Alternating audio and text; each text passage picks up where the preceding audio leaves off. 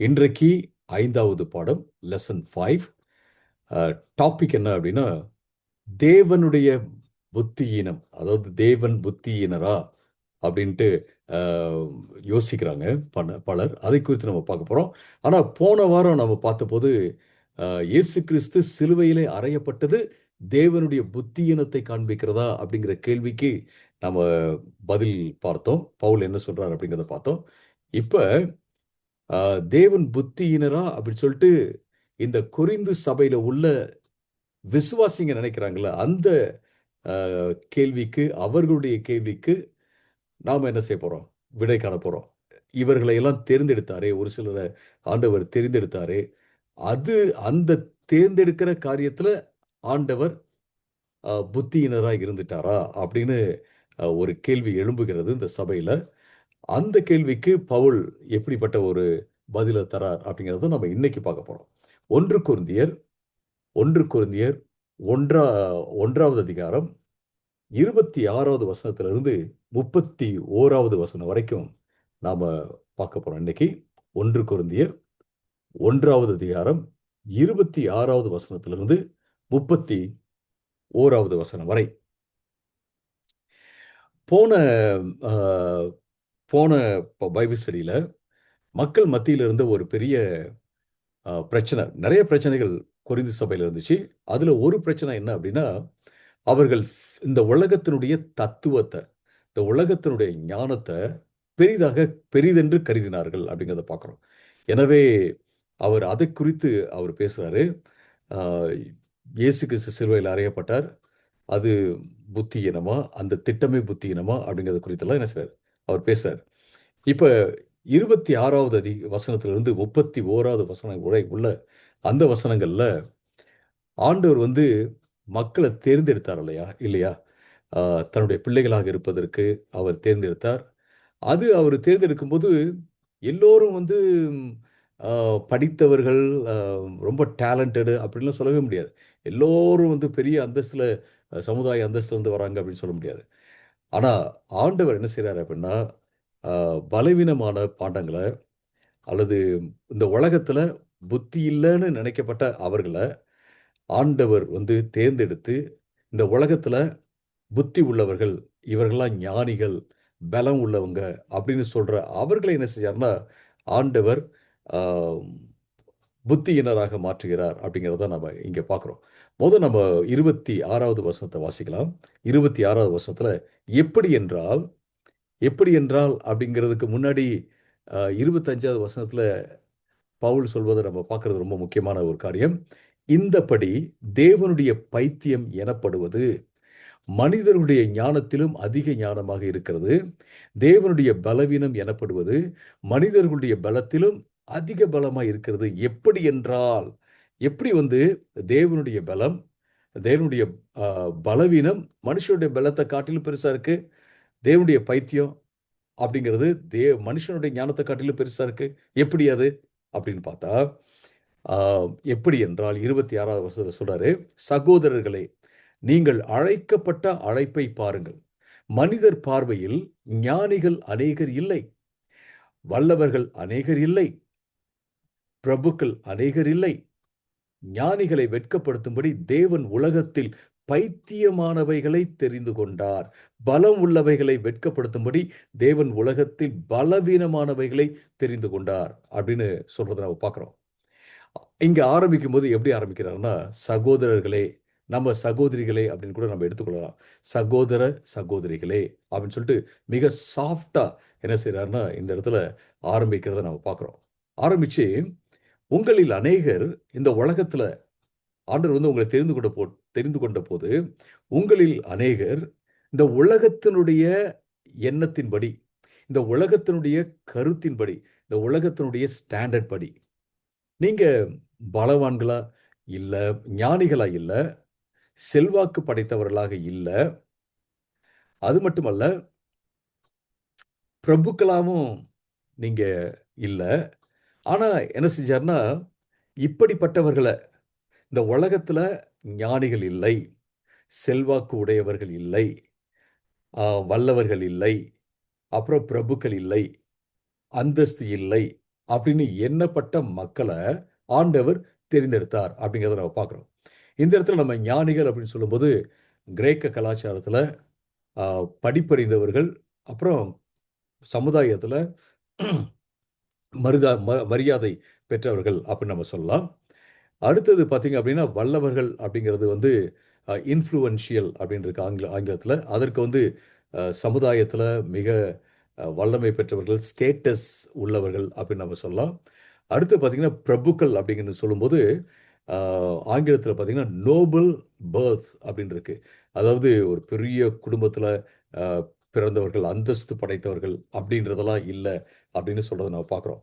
இப்போ இந்த இடத்துல நம்ம ஒரு காரியத்தை நம்ம புரிஞ்சுக்கணும். அப்போனா ஆண்டவர் வந்து படித்தவங்க எல்லாத்தையும் நிராகரிக்கிறாரா? அல்லது இன்ஃப்ளூவன்ஷியலான ஆட்களை நிராகரிக்கிறாரா? Nobel birth உள்ளவங்கள நிராகரிக்கிறாரா? அப்படின்னு அப்படிலாம் கிடையவே கிடையாது. ஆண்டவர் என்ன சொல்றாரு அப்படின்னு கேட்டிங்கன்னா, ஆண்டவர் உங்கள அழைச்சது எதுக்காக? ஆக்சுவலி இந்த முழு வேத பகுதியிலயும் இந்த பகுதி வந்து நம்மள பத்தி பேசல. ஆண்டவருடைய மகிமையை பத்தி பேசுது. ஆண்டவர் வந்து தனக்கு மகிமையை எப்படி அவர் வந்து கொண்டு வருகிறார் என்றால், சாதாரணமானவர்கள தேர்ந்தெடுக்கிறார். தேர்ந்தெடுத்து அவர்கள அசாதாரணமா மாத்துறார். அப்படி என்ன செய்றார்ன்னா, அவர் வந்து மகிமையை அவர் கொண்டு வருகிறார். அவர் தேவன் வந்து மகிமைப்படுகிறார். அப்படின்ட்டு தான் இந்த வசனம் சொல்லுது ஒழிய, உங்கள பத்தியோ, என்னைய பத்தியோ இந்த வசனம் இல்ல. அஃப்கோர்ஸ் நாம இந்த வசனத்துல இருக்கிறோம். ஆனா மெயின் மெயின் அ சப்ஜெக்ட் என்ன அப்படின்னா, தேவன் வந்து மகிமை அடைஞ்சிருக்கிறார் அப்படிங்கிறது தான். அப்ப ஆண்டவர் வந்து எ பணக்காரவங்கலாம் நிராகரிக்கிறாரா? அப்படின்லாம் கிடையவே கிடையாது. அப்படி இல்ல. நீங்க வந்து அப்போஸ்தலர் 18 அப்போஸ்தலர் 18 8 வாசிச்சீங்க அப்படின்னா, அப்போஸ்தலர் 18 8வது வசனத்துல நம்ம இப்படியே பார்க்கிறோம். ஜெப ஆலய தலைவனாகிய கிறிஸ்பு என்பவன் குடும்பமாக கர்த்தரிடத்தில் விசுவாசம் உள்ளவனானான். கொரிந்தியரில் அநேக மக்கள் நற்செய்தியை கேட்டு விசுவாசித்து ஞானஸ்நானம் பெற்றார்கள். பாருங்க இங்கே கிறிஸ்பஸ் அப்படின்றவரு, ஆங்கிலத்துல கிறிஸ்பஸ், தமிழ்ல பார்த்தீங்கன்னா கிறிஸ்பு என்பவர் வந்து ஒரு பெரிய அதிகாரியாக இருக்கிறார். ஜெப ஆலய தலைவனாக அவன் இருந்தான். ஓ ஒரு ரெஸ்பெக்டடான ஒரு ஆளு. அ சமுதாயத்தில ஒரு பெரிய ஆளு. ஆனா, அவர் என்ன செய்றாரு? ஆண்டவரை ஏற்றுக்கொள்கிறார் அப்படின்ட்டு நம்ம பார்க்குறோம். அதேபோல நீங்க ரோமர் புஸ்தகத்தில, ரோமர் நிருபத்தில 16வது அதிகாரம், ரோமர் 16, 23 வாசிச்சீங்க அப்படின்னா, அங்க ஒருத்தர நம்ம பார்க்குறோம். என்னையும் சபைகள் அனைத்தையும் உபசரித்து வருகிற காயு உங்களை வாழ்த்துகிறான். பட்டணத்தின் பொருளாளரான எரஸ்தும் சகோதரனாகிய குவர்த்தும் உங்களை வாழ்த்துகிறார்கள்.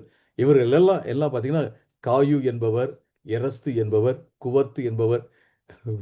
நீங்க இங்கிலீஷ்ல பார்த்தீங்கன்னா, கேயஸ், இராஸ்டஸ் அப்படின்னு போட்டிருக்கு. இவர்கள் எல்லோருமே சமுதாயத்தில பெரிய ஆட்கள் அப்படின்னு பார்க்கிறோம். சமுதாயத்தில் பெரிய ஆட்களாக கருதப்பட்டவர்கள். ஸோ இவர்கள ஆண்டவர் அழைச்சாரு அப்படின்னா, இவர்களையும் தான் ஆண்டவர் அழைச்சாரு அப்படின்றத நாம பார்க்கிறோம். இத நாம மறந்து விடக்கூடாது. நாம இப்படி யோசிக்கக்கூடாது. ஆண்டவர் வந்து அ படிச்சவங்க எல்லாத்தையும் நிராகரிக்கிறாரு அப்படின்ட்டு அப்படி நம்ம எடுத்துக்கொள்ளக்கூடாது. பணக்காரர்கள் ஆண்டவர் நிராகரிக்கிறார் அப்படின்னு எடுத்துக்கொள்ளக்கூடாது. எப்படி எடுத்துக்கொள்ளலாம் அப்படின்னா, இந்த உலகத்தின் பார்வையில, இந்த உலகத்தின் ஸ்டாண்டர்ட்ல அளவுகோல்ல யாரெல்லாம் வந்து இப்படி கருதப்பட்டார்களோ, பலம் இல்லாதவர்கள் என்று கருதப்பட்டார்களோ, அ அந்தஸ்து இல்லாதவர்கள் என்று கருதப்பட்டார்களோ, அவர்கள் அப்படி உங்க மத்தியில அநேகர் இருக்கிறீங்க. உங்கள ஆண்டவர் தெரிந்து கொண்டார். உங்கள தெரிந்து கொண்டது எதுக்கு அப்படின்னா, இவர்களை எல்லாம் அ அ புத்தி இல்லாதவர்கள் என்று காண்பிப்பதற்காக அப்படின்னு சொல்லிட்டு சொல்றத நான் பார்க்கிறேன். ஸோ இது ரொம்ப இம்பார்ட்டன்ட்டான ஒரு காரியம்.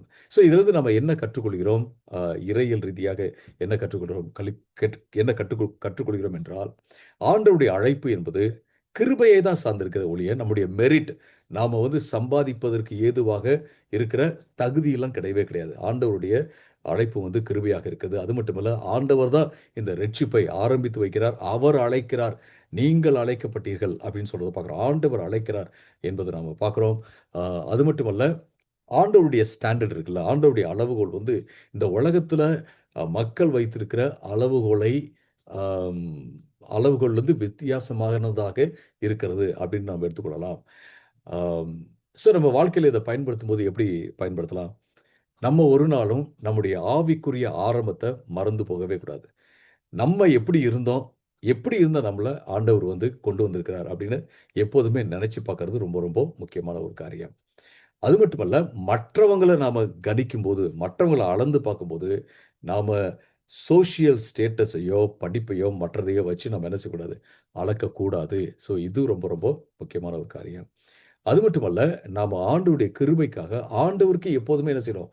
நன்றி உள்ளவர்களாக இருக்க வேண்டும். இது ரொம்ப முக்கியமானது. அடுத்து நம்ம 27, 28 இந்த வசனங்கள வாசிக்கும்போது, 27ல ஞானிகளை வெட்கப்படுத்தும்படி தேவன் உலகத்தில் பைத்தியமானவைகளை தெரிந்து கொண்டார். பலம் உள்ளவைகளை வெட்கப்படுத்தும்படி தேவன் உலகத்தில் பலவீனமானவைகளை தெரிந்து கொண்டார். உள்ளவைகளை அவமாக்கும்படி உலகத்தின் இழிவானவைகளையும் அற்பமாக எண்ணப்பட்டவைகளையும் இல்லாதவைகளையும் அவர் தெரிந்து கொண்டார். அப்படின்னா ஆஹ், இந்த உலகத்தினுடைய ஸ்டாண்டர்ட் படி யாரெல்லாம் பைத்தியம் என்று கருதப்பட்டார்களோ, பலவீனர்கள் என்று கருதப்பட்டார்களோ, இவைகளில் ஒண்ணுமில்லாதவர்கள், இழிவானவர்கள் என்று கருதப்பட்டார்களோ, இல்லாதவர்கள் என்று கருதப்பட்டார்களோ, அவர்களை ஆண்டவர் என்ன செய்றார்னா, அழைத்து, தெரிந்தெடுத்து, ஞானிகளை, பலம் உள்ளவர்களை, ஆம், அ எனக்கு இருக்குது அப்படின்னு சொல்றவங்கள என்ன செய்றாரு? அ வெட்கப்படுத்துகிறார்ன்னு சொல்லி பார்க்கிறோம். அப்பன்னா எப்படி? அப்ப ஏழையா இருந்தா ஆண்டவர் வந்து நம்மள உயர்த்துவாரா? அப்ப பணக்காரனா இருந்தா ஆண்டவர் தாழ்த்துவாரா? அப்படி கிடையாது. ஏழையா இருந்தாலும் பெருமை இருக்கும் என்றால் ஆண்டவர் என்ன செய்வாரு? தாழ்த்துவார் அப்படிங்கிறத பார்க்கிறோம். ஸோ இத நம்ம எப்படி புரிஞ்சுக்கணும் அப்படின்னு கேட்டீங்கன்னா, ஒன்ஸ் அகைன் நான் சொன்னது தான். இந்த உலகத்துல யாரெல்லாம் இந்த உலகத்தின் ஸ்டாண்டர்ட வச்சு, இந்த உலகத்தின் அளவுகோல வச்சு பைத்தியம் என்று கருதப்பட்டார்களோ, அவர்களை ஆண்டவர் வந்து சூஸ் பண்ணி, தேர்ந்தெடுத்து, இந்த உலகத்தினுடைய அளவுகோலின்படி யாரெல்லாம் அ பலவான்கள் அல்லது ஞானிகள் என்று இருக்கப்பட்டவர்கள் என்று கருதப்பட்டார்களோ, அவர்களை என்ன செய்றார்னா, வெட்கப்படுத்துறார் அப்படிங்கிறத பார்க்கிறோம். இந்த உலகத்தின் ஸ்டாண்டர்ட், ஆண்டவருடைய ஸ்டாண்டர்ட் இத தான் நம்ம வேறுபடுத்தி பார்ப்பது மிக, மிக முக்கியமான காரியம் அப்படிங்கிறத நாம பார்க்கிறோம்.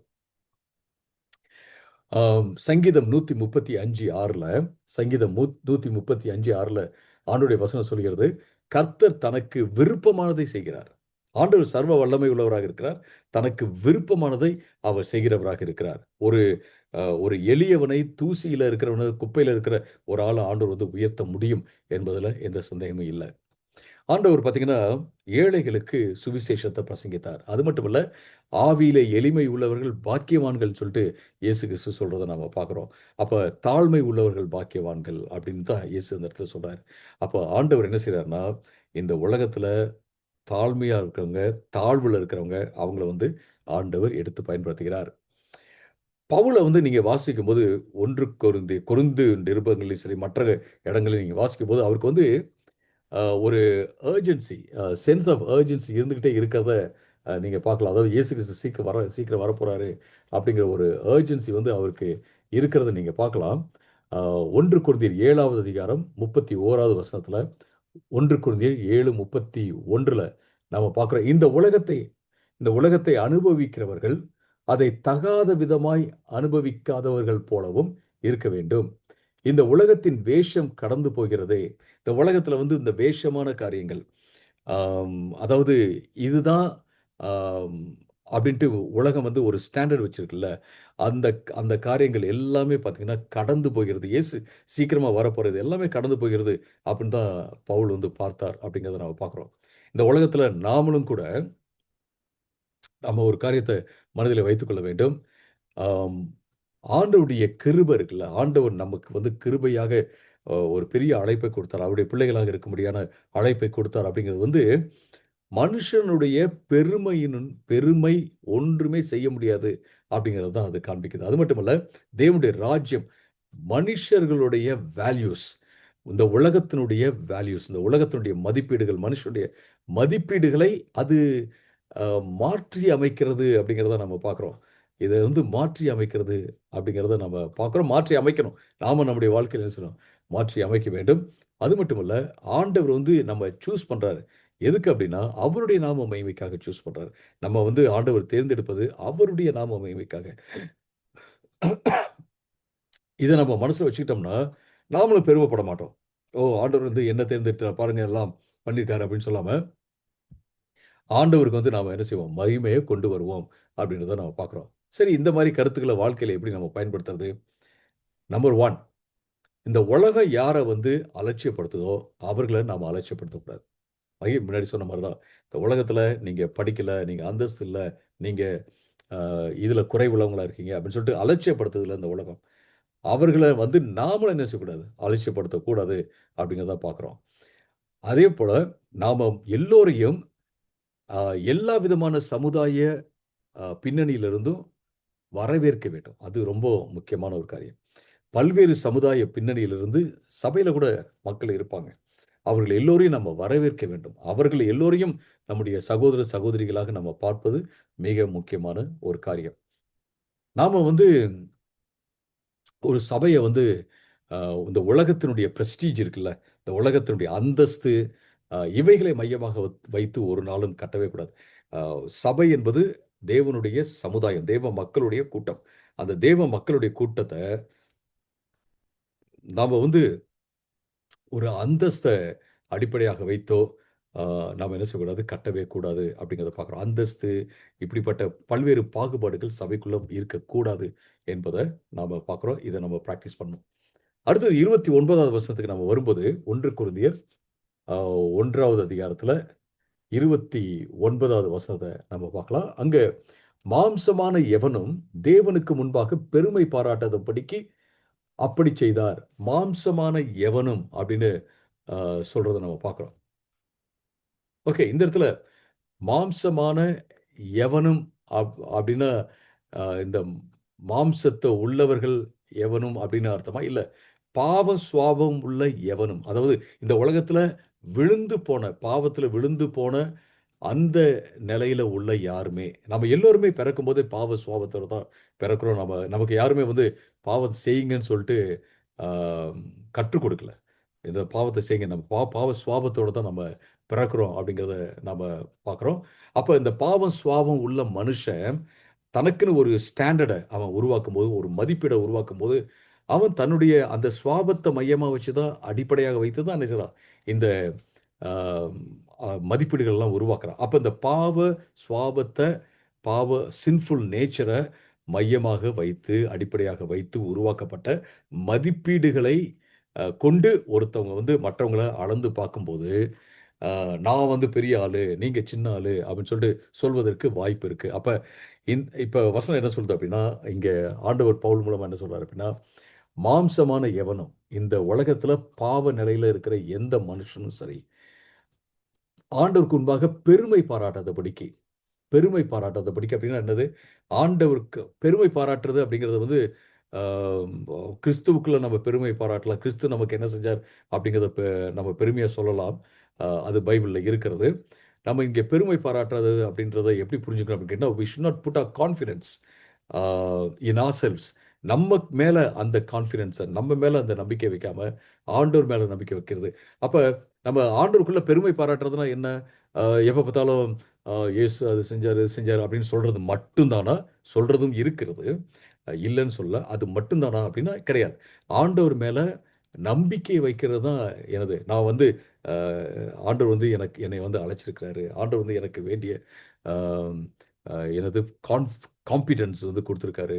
அ அதாவது ஆண்டவருடைய வேலையை செய்வதற்கு அப்படின்னு சொல்லிட்டு, இல்ல இந்த உலகத்தில ஆண்டவருடைய பிள்ளையாக வாழ்வதற்கு, அவருடைய கிருபையை சார்ந்திருப்பதற்கு, பாவத்தை மேற்கொள்வதற்கு, அ பரிசுத்தமா வாழ்வதற்கு, ஆண்டவருடைய சித்தத்த அந்த உலகத்தில செய்வதற்கு, ஆண்டவர் வந்து என்ன செஞ்சிருக்காரு? எனக்கு பலத்த குடுத்திருக்காரு. அவருடைய கிருபைய ஆண்டவர் கொடுக்கிறாரு. அவர் மேல நம்பிக்கை வைக்கிறேன். என் மேல இல்ல. என் மேல வச்சேன்னா, என்ன குறித்து நான் பெருமை பாராட்டுறேன். அவர் மேல நம்பிக்கை வச்சேன்னா, நான் பெருமை பாராட்டுகிறேன் அப்படின்னு அர்த்தம் அருமையானவர்களே. அப்படிதான் நம்ம இத புரிந்து கொள்வது மிக, மிக முக்கியமான ஒரு காரியம். ஸோ இங்க நம்ம என்ன பார்க்குறோம் அப்படின்னு கேட்டீங்கன்னா, இன்டெலிஜென்ஸ் ஆம் gives no advantage. Wealth gives no advantage. Family background gives no advantage. So இந்த இடத்துல அறிவோ, அப்புறம் ஐஸ்வர்யம் அல்லது குடும்ப பின்னணி எதுவுமே என்ன செய்யல அப்படின்னு கேட்டீங்கன்னா, ஒரு அட்வான்டேஜ் நமக்கு கொடுக்கல அப்படிங்கிறத தான் பார்க்குறோம். இது எல்லாம் ஒட்டுமொத்தமா ஆண்டவருக்குள்ள இருக்கிற அந்த காரியத்த, அவர் வந்து இந்த உலகத்தினுடைய ஸ்டாண்டர்ட வச்சு அவர் பேசுறார். இந்த உலகத்தினுடைய ஸ்டாண்டர்ட் ஆ மனுஷங்களுடைய மதிப்பீட வச்சு என்ன செய்றாரு, இங்க அவர் பேசுறாரு அப்படிங்கிறத நம்ம பார்க்குறோம். அப்ப நாம ரட்சிக்கப்படணும்னு சொல்லிட்டு ஆண்டவர்ட்ட ஒரு ஐடியா கொடுத்தோமா? இல்ல. நம்முடைய ரட்சிப்ப ஆத்தர் பண்ணவரு, ஆரம்பித்து வைத்தவர், உருவாக்குனது எல்லாமே அவர்தான். ரட்சிக்கப்படணும் அதுக்கான திட்டத்த போட்டதும் அவர்தான். ரட்சிக்க அ அழைக்கிறவரும் அவர்தான். நமக்கு விசுவாசத்த கொடுக்கிறவரும் அவர்தான். எல்லாமே அவர்தான். கிருபைய கொடுக்கிறவரும் அவர்தான். அந்த கிருபையினால தான் நாம என்ன செய்றோம்? நாம ரட்சிக்கப்படுறோம் அப்படிங்கிறத நம்ம பார்க்கிறோம். ஓகே. தேவனுக்கு முன்பாக நாம் என்ன செய்யக்கூடாது? ஆம், பெருமை பாராட்டக்கூடாதுன்னு சொல்லி போட்டிருக்கிறத நம்ம பார்க்கிறோம். தேவனுக்கு முன்பாக ஆ, அப்படின்னா என்ன அர்த்தம்? No one, no human being can stand before God and claim credit. ஆண்டவருக்கு முன்பாக நின்று யாரும் என்னால நான் இதை செஞ்சேன், என்னால தான் நான் வந்து ரட்சிக்கப்பட்டேன், என்னால தான் நான் இதை தெரிஞ்சுக்கிட்டேன் அப்படின்னு சொல்லிட்டு நம்ம எதுவுமே சொல்ல முடியாது. என்னால தான் அப்படின்னு சொல்ல முடியாது. ஆண்டவர் தான் நமக்கு உதவி செய்கிறார் அப்படிங்கிறத நான் பார்க்குறோம். Okay, right. இதை நம்ம எப்படி வாழ்க்கையில் பயன்படுத்துறது? இந்த மாதிரியான காரியங்களை எப்படி வாழ்க்கையில் பயன்படுத்துறது அப்படின்னா, நாம் வந்து எதை சார்ந்து இருக்கிறோம்னு சொல்லிட்டு நம்மை நாமே நிதானிச்சு பார்க்கறது, எக்ஸாமின் பண்ணி பார்க்கறது ரொம்ப இம்பார்ட்டன்ட். ஆண்டவரை சார்ந்திருக்கிறோமா, அல்லது நம்முடைய அந்தஸ்தை சார்ந்திருக்கோமா, அல்லது வேற எதையும் சார்ந்திருக்கோமா அப்படிங்கிறது ரொம்ப இம்பார்ட்டன்ட். நம்ம வந்து ஆண்டவருக்குள்ள வளரும்போது எல்லா விதமான ஸ்பிரிச்சுவல் ப்ரைடு, எல்லா விதமான ஆவிக்குரிய பெருமையை தள்ளி போடுறது, அது எல்லாத்தையுமே தூக்கி தூர போடுறது ரொம்ப ரொம்ப முக்கியமான ஒரு காரியம். அது மட்டுமல்ல, ஆண்டவருக்கு எல்லா நேரங்களிலும் ஆ அதாவது மகிமை கொடுப்பது ரொம்ப ரொம்ப முக்கியம். அடுத்து நம்ம 30 மற்றும் 31வது வசனங்கள நாம வாசிக்கலாம். 30 மற்றும் 31வது வசனங்கள. அந்தப்படி நீங்கள் அவராலே கிறிஸ்து இயேசுவுக்கு உட்பட்டிருக்கிறீர்கள். எழுதியிருக்கிறபடி எழுதியிருக்கிறபடி மேன்மை பாராட்டுகிறவன் கர்த்தரை குறித்தே மேன்மை பாராட்டத்தக்கதாக அவரே தேவனால் நமக்கு ஞானமும் நீதியும் பரிசுத்தமும் மீட்பும் ஆனார் அப்படின்ட்டு நம்ம பார்க்கிறோம். ஸோ இந்த இடத்துல என்ன பார்க்கிறோம் அப்படின்னா, நம்ம இதுக்காக தான் அதாவது கிறிஸ்துவினால தான் நம்ம தேவனால தான் நம்ம கிறிஸ்துவுக்குள்ள வந்திருக்கிறோம். இயேசு கிறிஸ்துவுக்குள்ள வந்திருக்கிறோம். அது தேவன் தெரிந்து கொண்டாருன்னு இங்க போட்டிருக்கு 28ல. ஸோ 29ல தேவனுக்கு முன்பாக அப்படிங்கிறத நம்ம பார்க்குறோம். 30வது வசனத்துல தேவன் மூலமாக தான் நாம் என்ன செய்றோம்னா, கிறிஸ்துவுக்குள் வந்திருக்கிறோம், கிறிஸ்துவுக்குள்ள இருக்கிறோம் அப்படின்னு சொல்லிட்டு சொல்றத நம்ம பார்க்குறோம். ஸோ ஆம், இந்த இடத்துல நம்முடைய புது வாழ்வு, கிறிஸ்துவுக்குள்ள இருக்கிற புது வாழ்வு ஆம், யாரால கிடைச்ச ஒரு கிஃப்ட்? தேவனால கிடைத்த ஒரு கிஃப்ட், ஒரு ஒரு ஈவு அப்படின்னு நம்ம சொல்லலாம். ஸோ ஏன் வந்து இத ஆண்டவர் செஞ்சார் அப்படின்னு பார்த்தோம்னா, ஆம், இயேசு கிறிஸ்து வந்து ஞானமாக விளங்கும்படியாக, ஞானமாக அ இருக்கிறார் என்பதை நாம தெரிந்து கொள்ளும்படியாக, அப்புறம் நமக்கு ஞானமாக இருக்கும்படியாக, அது மட்டுமல்ல, நமக்கு நீதியாக இருக்கும்படியாக, நமக்கு பரிசுத்தமாக இருக்கும்படியாக, நம்முடைய மீட்புமாக இருக்கும்படியாக ஆண்டவர் என்ன செஞ்சாரு? இப்படி செஞ்சாரு. ஆண்டவருக்குள்ள வரும்படியாக நம்ம செஞ்சாரு அப்படின்றத நான் பார்க்குறோம். ஸோ, இந்த வசனங்கள கொஞ்சம் நம்ம பாஸ் பண்றது ரொம்ப ரொம்ப முக்கியமான ஒரு காரியம். இப்ப இங்க சொல்றாரு, அ அவரே தேவனால் நமக்கு இயேசு கிறிஸ்து தேவனால நமக்கு என்னவா மாறிட்டார் அப்படின்னா, ஞானமா மாறிட்டார். ஞானமா மாறிட்டார்னா என்ன? இது என்ன ஞானம்? இந்த உலகத்துல உள்ள ஞானமா? இல்ல. ஆண்டவருடைய ஆண்டவருடைய ஸ்டாண்டர்ட்ல இருக்கிற ஞானம். அப்ப பைபிள்ல ஞானம்னா என்ன? ஆண்டவருடைய பார்வையில எது சரி, தவறு என்பதை அறிந்து, சரியானதை செய்வதற்கான ஆண்டவர் கொடுக்கிற திறன் தான் என்னது? நாம ஞானம்னு நாம பார்க்கிறோம். அப்ப இது ரொம்ப ரொம்ப முக்கியமான ஒரு காரியம். அவரே ஞானமாயிட்டாரு. ஆண்டவரே நமக்கு என்ன செய்தாரு? ஞானமாயிட்டாரு. எப்படி தேவன் அன்பாக இருக்கிறார் அப்படின்னு சொல்றோமோ, அதே போல இயேசு கிறிஸ்து நமக்கு ஞானமாக இருக்கிறார். இயேசுவ பார்த்து நம்ம பின்பற்றினோம் என்றால், ஆண்டவருடைய பார்வையில எது சரி, எது தவறு என்பதை நம்ம சரியா பண்ணுவோம் அப்படின்றத பார்க்கணும். அடுத்தது அவர் வந்து நமக்கு நீதியா இருக்காரு. நீதியா இருக்காரு. நீதினா என்ன அர்த்தம்? Right standing before God. ஆண்டவருக்கு முன்பாக சரியான நிலையில நிற்பது. ஆண்டவரோடு சரியான உறவுல இருப்பது. அப்படின்றது தான் இதனுடைய அர்த்தம். அப்ப ஆண்டவருடைய சரியான உறவு யார்? அந்த உறவே யார் அப்படின்னா இயேசு கிறிஸ்து தான். இயேசு கிறிஸ்துவின் மூலமாக தான் நம்ம பிதாவோட சரியான உறவுல இருக்கிறோம் அப்படிங்கிறத பார்க்குறோம். அப்புறம் பார்த்தீங்கன்னா, அவர் தான் நமக்கு பரிசுத்தம் என்று சொல்றத நான் பார்க்குறோம். அவர் தான் நமக்கு பரிசுத்தம். பரிசுத்தம் என்ன? ஆண்டவருக்காக வேறு பிரிக்கப்பட்டவர்களாக இருப்பது. வேறு பிரிக்கப்பட்டவர்களாக இருப்பது. அப்ப ஆ ஆண்டவருக்குள்ள இருக்கிறது என்ன அப்படின்னா, ஆண் தேவனுக்காக வேறு பிரிக்கப்பட்டவர்களாக நாம வாழ்வது தான் ஆண்டவருக்குள்ள இருப்பது. அடுத்து பார்த்தீங்கன்னா, ரிடெம்ப்ஷன். அவர் தான் நமக்கு மீட்பரா இருக்கிறார். அப்படின்னு சொல்லிட்டு நம்ம பார்க்குறோம். அப்ப நம்மள வந்து பாவத்துக்கு அடிமையா இருக்கிற அந்த அடிமைத்தனத்திலிருந்து அவர் நம்மை மீட்டு வெளியே கொண்டு வந்திருக்கிறார் அப்படின்றத பார்க்குறோம். இப்ப நம்ம சொல்ற இந்த காரியங்கள் எல்லாம் ஆண்டவர் நமக்கு ஞானமாக இருக்கிறார். அப்புறம் நீதியாக இருக்கிறார். அப்புறம் பார்த்தீங்க அப்படின்னா, ஆ மீட்புமா இருக்கார். முக்கியமா இந்த நீதி, பரிசுத்தம், மீட்பு அப்படிங்கிறது வந்து ஆ 3 வித்தியாசமான வேறுபட்ட நிலைகள் இல்ல. எல்லாமே நம்ம வந்து கிறிஸ்துவுக்குள்ள எப்படி இருக்கிறோம் அப்படிங்கிறது தான் இது காண்பிக்கிறது. இயேசு கிறிஸ்துவுக்குட் உட்பட்டிருக்கிறோம் அப்படின்னு சொல்லிட்டு 30வது வசனத்துல நம்ம இங்க அ பவுல் சொல்றத நம்ம பார்க்கிறோம். இயேசு கிறிஸ்துவுக்குள் உட்பட்டிருக்கிறோம். அப்படி உட்பட்டு இருக்கும்போது, இயேசு கிறிஸ்துவுக்குள் இருக்கும்போது, இயேசு கிறிஸ்து நமக்கு என்ன செய்றார்ன்னா, நீதியாக இருக்கிறார், பரிசுத்தமா இருக்கார், மீட்பாக இருக்கிறார், ஞானமாக இருக்கிறார் அப்படிங்கிறத நம்ம பார்க்கிறோம் அருமையானவர்களே. இந்த இடத்துல எரேமியா 9வது அதிகாரம் 24வது வசனத்த அவர் மேற்கோள் காண்பித்து சொல்கிறார். எரேமியா 9:24 வந்து மேற்கோள் காண்பித்து சொல்றாரு. மேன்மை பாராட்டுகிறவன் 30வது வசனத்துல மேன்மை பாராட்டுகிறவன் கர்த்தரை குறித்தே மேன்மை பாராட்டத்தக்கதாக கர்த்தரை குறித்து மேன்மை பாராட்டுறதுன்னா என்ன? கர்த்தர் மேலேயே அ க கான்ஃபிடன்ஸ் வச்சு, கர்த்தர் மேலேயே நம்பிக்கை வைத்து வாழுகிற ஆட்களாக நம்ம இருக்க வேண்டும் என்பதை நம்ம சொல்றோம். சீ, இயேசு நமக்கு ரட்சிப்பு தரார் அப்படின்றத விட, இயேசு தான் நமக்கு ரட்சிப்புன்னு பார்க்கணும். இயேசு நமக்கு ஞானத்த தரார் அப்படின்றத விட, இயேசு தான் ஞானம்னு பார்க்கணும். இயேசு வந்து நமக்கு நீதிய தரார் அப்படின்றத விட, இயேசு தான் நீதி.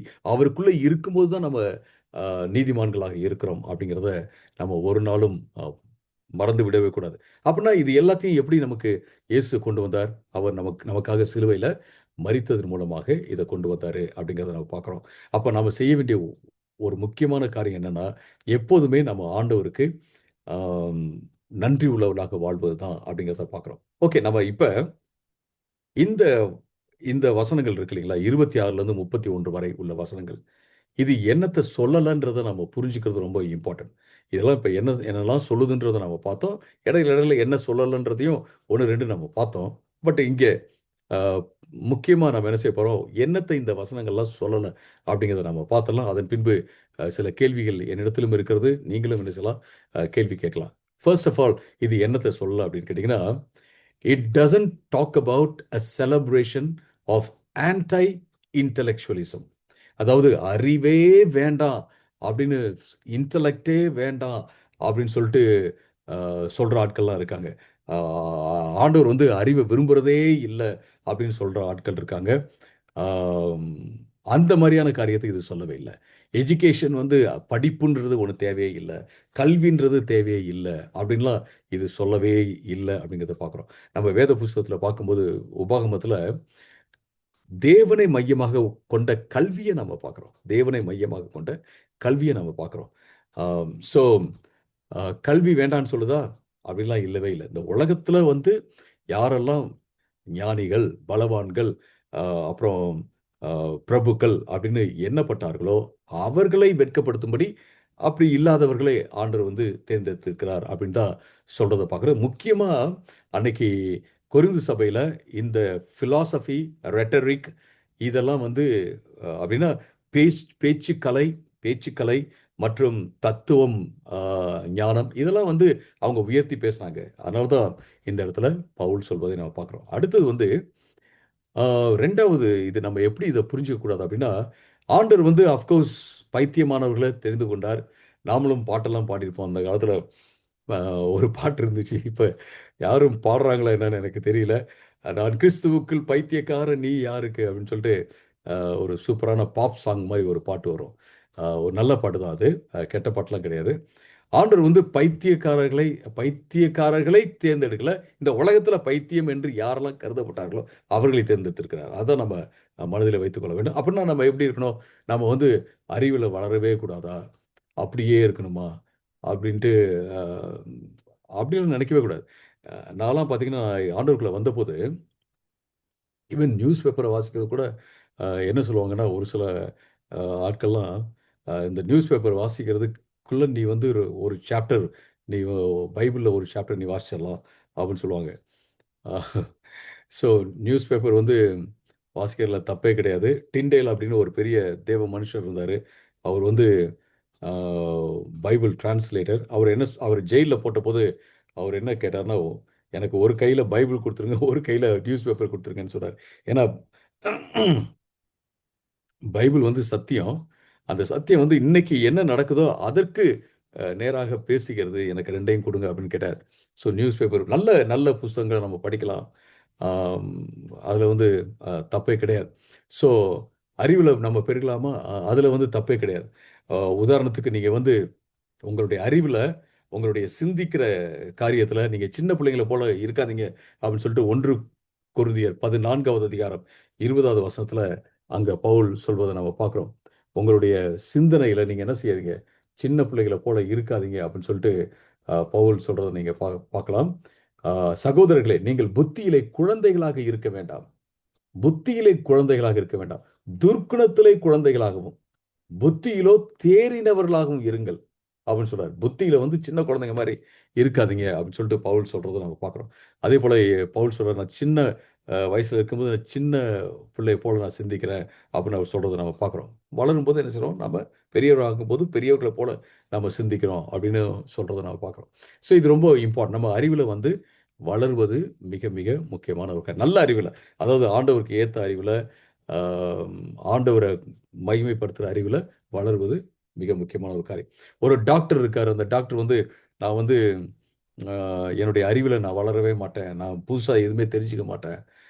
நான் இப்படியே தான் இருப்பேன். ஏன்னா நான் கிறிஸ்டியன், பைத்தியமான என்ன ஆண்டவர் தேர்ந்தெடுத்துட்டார் அப்படின்னு சொன்னார்னா, அவர் வந்து சக்ஸஸ்ஃபுல்லாக இருக்க முடியாது. அவருடைய ப்ரொஃபஷனில் சக்ஸஸ்ஃபுல்லாக இருக்க முடியாது அப்படிங்கிறத நம்ம பார்க்குறோம்.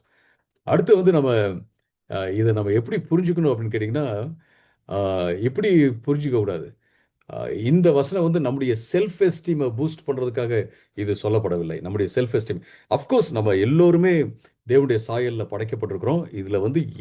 இதுல வந்து யாருமே அ குறைந்த மதிப்பீடு உள்ளவர்களாக இருக்கவே கூடாது. இருக்கறதுல இல்ல.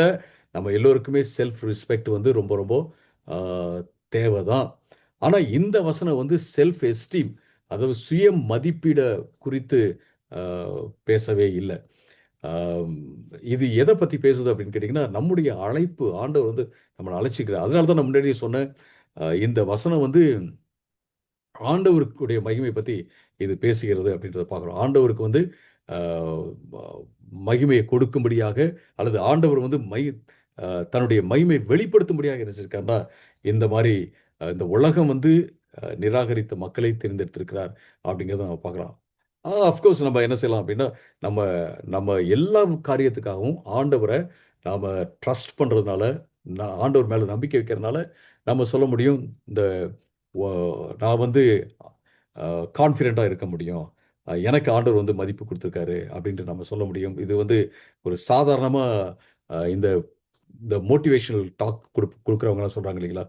செல்ஃப் எஸ்டீம் அந்த மாரியான ஒரு காரியத்த இது பேசவில்லை அப்படிங்கிறத மனதிலே வைத்துக்கொள்ள வேண்டும்.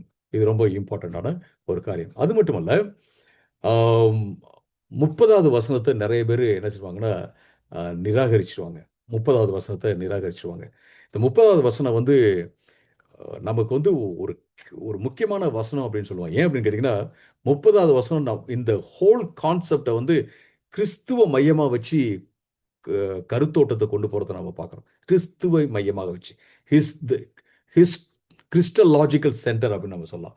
கிறிஸ்துவை மையமாக வைத்து கொண்டு போறத நம்ம பார்க்கிறோம். Ah the the point Paul drives home is not merely who God chooses, but what Christ becomes for believers. இந்த இடத்துல யார வந்து ஆண்டவர் தேர்ந்தெடுக்கிறார் அப்படிங்கிறது மட்டும் ஃபோக்கஸ் கிடையாது. கிறிஸ்து வந்து நமக்காக என்னவாக மாறுகிறார் அப்படிங்கிறது தான் ஃபோக்கஸ். ஸோ அதில தான் நம்ம கான்ஃபிடன்ஸ் வைக்கிறோம். கிறிஸ்து நமக்காக என்னவா மாறுகிறார்? அவர் வந்து ஞானமாக மாறுகிறார், நீதியாக மாறுகிறார், அ பரிசுத்தமாக மாறுகிறார், அப்புறம் மீட்பாக மாறுகிறார் அப்படிங்கிறத நம்ம பார்க்குறோம். அப்போ வந்து இந்த இந்த whole talk about God's calling the foolish people. I mean God calling the foolish people. ஆண்டவர் வந்து பைத்தியமானவர்களை தேர்ந்தெடுக்கிறார் அப்படிங்கிறது வந்து நம்ம எப்படி புரிஞ்சுக்கக்கூடாது அப்படின்னா, நம்ம ஏதோ இஷ்டப்படி நல்லவங்களாக இருக்கிறதுக்காக அப்படின்னு நம்ம எடுத்துக்கொள்ளக்கூடாது. ஏதோ ஒரு மாரல் பிஹேவியர் நம்மள சேஞ்ச் பண்ண இல்ல.